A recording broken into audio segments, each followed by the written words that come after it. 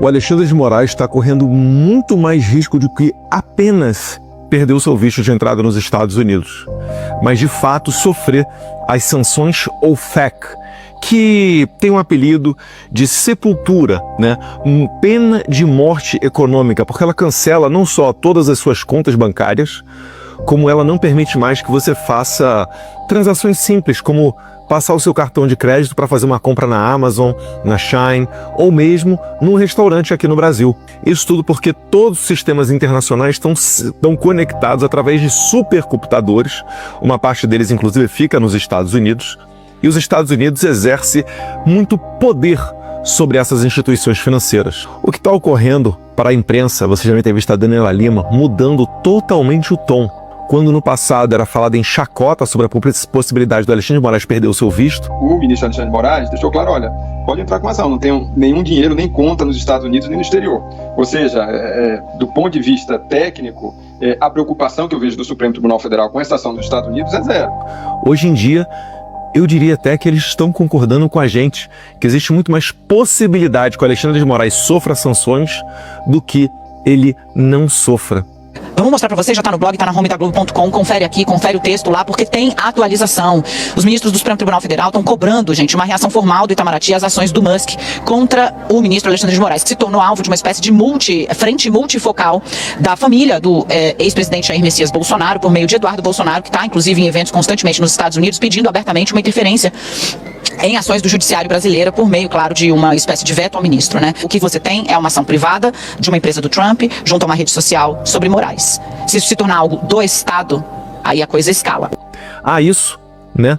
Eu vou lembrar para vocês de alguns fatos. Hoje, quarta-feira, será votado na CCJ do Congresso americano, né, da Câmara dos Deputados, o projeto de lei da deputada Maria Elvira Salazar, o qual fará com que os violadores da liberdade de expressão, ainda que no exterior, percam o seu visto americano, porque ela fala que não será permitida a entrada deles no território americano, quando eles violarem essa liberdade de expressão que está sagrada no artigo 1º da Constituição Americana contra norte-americanos, que é exatamente o caso em que o Elon Musk, né, e empresas norte-americanas. É claramente o caso onde o Elon Musk acabou entrando em conflito ali com o Alexandre de Moraes. O Alexandre de Moraes tirou o X do Brasil, não permite que a Rumble venha ao Brasil. Ele exige que a Rumble censure o Alan dos Santos, que é um asilado que está sob a jurisdição norte-americana, bem como Terça Livre e outras plataformas. Então, isso tudo fez com que a deputada Maria Elvira Salazar apresentasse o seu projeto. Ela apresentou semana passada, antes, né, do nosso encontro, onde eu e Paulo Figueiredo nos encontramos com a deputada Maria Elvira Salazar, e aí ela se comprometeu, e no mesmo dia ela representou o projeto de lei, porque é uma nova legislatura, ela tinha apresentado ano passado, tem que apresentar de novo agora. E depois a gente foi lá no presidente da CCJ da Câmara dos Deputados, o deputado Jim Jordan, e ele se comprometeu em dar prioridade nesse assunto. Dito e cumprido. Uma semana depois da nossa visita aos Estados Unidos, já estamos colhendo mais esse fruto. E Deus quiser, será aprovado hoje na CCJ, assim como foi na legislatura passada. Depois disso, o projeto fica pronto para ir para o plenário, e aí nós vamos solicitar, humildemente, ao presidente da casa, né, o deputado Mike Johnson, para que ele paute esse projeto seja aprovado. E tem muita chance de ser aprovado, porque esse tipo de pauta nos Estados Unidos, sobre liberdade de expressão, liberdade de imprensa, liberdades individuais, e mesmo a segunda emenda que fala sobre a liberdade de você ter armas para legítima defesa e para lutar contra um Estado tirânico, todo esse pacote de liberdades remete à fundação dos Estados Unidos, remete ao final do século XVIII, remete a George Washington e os pais fundadores da América. Então isso acaba ganhando um contorno de suprapartidário. Você vai ver, é muito possível, que até mesmo pessoas do Partido Democrata, que é a esquerda nos Estados Unidos, votando a favor de um projeto desse. Quem está apoiando esse projeto também é o Chris Smith, o deputado mais antigo em atividade na Câmara dos Deputados. Ele é deputado desde os anos 80, desde 1982 e 83, foi a primeira eleição do Chris Smith, e desde então ele está no Congresso americano. O Chris Smith, ele é o grande líder que aumentou a extensão de aplicação da chamada Lei Magnitsky. Magnitsky é o nome da lei que foi dado em homenagem a um russo que foi assassinado, e depois o Chris Smith, né, pegou essa lei que é direcionada aos violadores de direitos humanos e agora também é direcionada aos violadores da liberdade de expressão, e ele estendeu, né, em 2016, depois de comprar a briga de jornalistas da Bielorrússia. Bielorrússia é a última ditadura da Europa, tá? Do lado ali da Rússia. Então ele conseguiu colocar adiante essa lei, porque ele é um deputado que é o tipo do perfil articulador, né? Vai na direita, vai na esquerda, tenta fazer os arranjos, né, de maneira bem moderada para tentar aprovar os projetos de lei.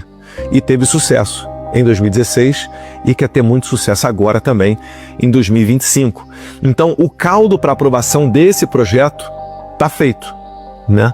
Muitas conversas, muitos esclarecimentos, muita batida de porta para que deputados nos ouvissem e soubessem de fato o que está acontecendo no Brasil.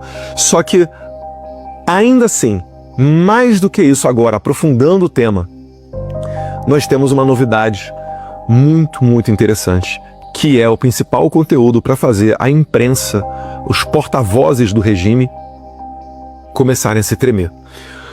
O deputado americano Richard McCormick, da Geórgia, atenção, brasileiros da Geórgia, tá? A Geórgia é a quarta maior comunidade de brasileiros nos Estados Unidos.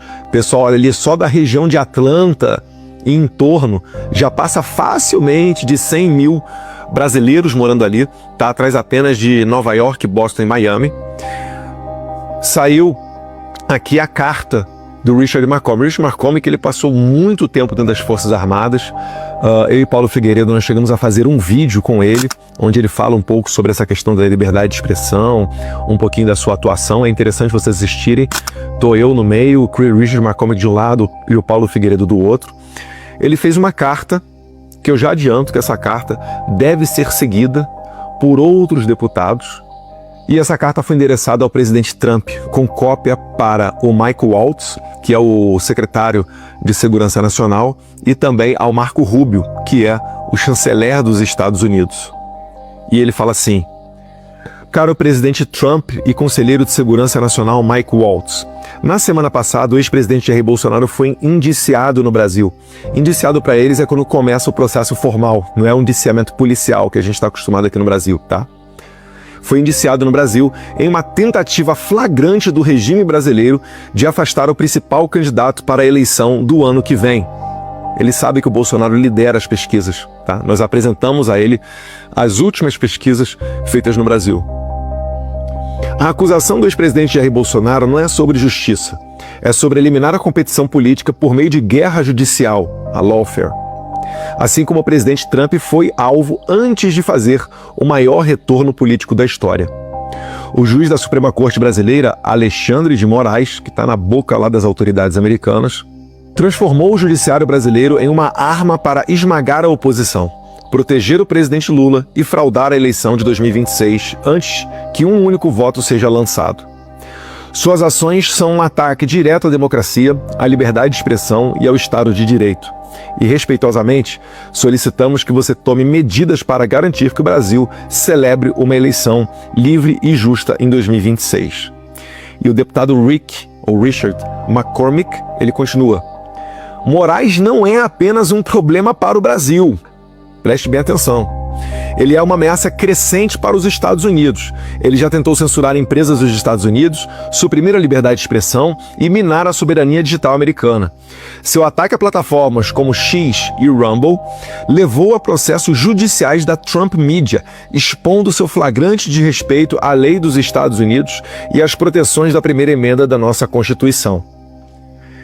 Então, meus caros, eu hoje tranquilamente falo para vocês, né? Só esse ano eu já fui 3 vezes, estou indo na 4ª vez agora para os Estados Unidos e pode ter certeza que não é para pular carnaval. A batata de muitas autoridades brasileiras está assando. Os advogados do Trump que estão movendo esse processo contra o Moraes, eles falam que é muito semelhante, para não dizer idêntico, o caso do Alexandre de Moraes com o caso do promotor do Tribunal Penal Internacional que já sofreu as sanções OFAC. Em ambas as oportunidades, eles estão tentando invadir a competência, a jurisdição norte-americana. E foi essa a razão pela qual